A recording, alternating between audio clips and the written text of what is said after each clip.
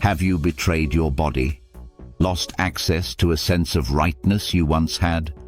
Withdrawn awareness from and of your body?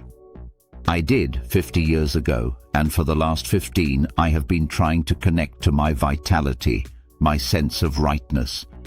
I do remember, vaguely, when my felt sense would nod its head and say yes to life. But through my teens, that sense increasingly was lost, replaced by confusion, bewilderment, and ambiguity. So I concluded that my felt sense was not a reliable guide to acting in the world, living. It had no utility, and so I retired into my mind. Fast forward 40 years, and focusing on my felt sense, it spoke of betrayal. I asked it what that meant, and that was when my body ultimately stopped talking to me.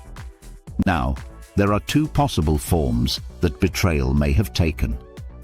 The first is that of other people, people that I may have trusted that let me down. The other is the one that I have highlighted here. And this is the one I shall focus on: the loss of rightness, the prevalence of ambiguity, my retreat from my body. This is the arc of my self-betrayal, of withdrawal from my felt sense as a source of guidance for life and living. For the last 15 years, I have admitted my guilt for my betrayal. I have created a safe place externally so that my body might feel comfortable in trusting me. But nothing. Well, nothing definitive. Yes, I have progressively established greater sensitivity to bodily sensations. Yes, I have identified persistent areas of activation in my body. Yes, I have tried to commune with these activations, my felt sense, by focusing. But I have failed to regain the trust of my organism, my neurobiology. As I am sure you will agree, 15 years is a long time to spend courting a recalcitrant interlocutor. But I have no choice if I am to live in and with my vitality. The counterpoint, of course, is that 30 years of ignoring my body, its signals, was never going to recover overnight.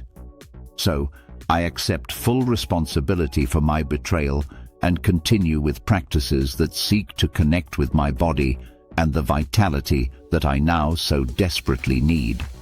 I now use tension resolution systems as a complement to my focusing practice, using a coherent connection with my body, my felt sense, as my primary vision.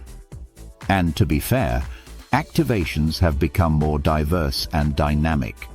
Perhaps a sign that my body is warming to my advances. But the sheer attrition of this practice does take its toll.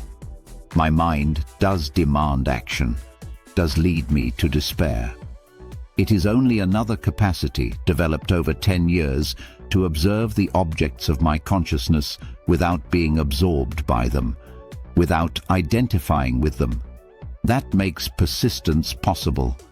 I wonder if this strikes a chord with you, if you can relate to my struggles, and if my struggles might be a source of comfort for you. None of us are alone, even though it might seem that way.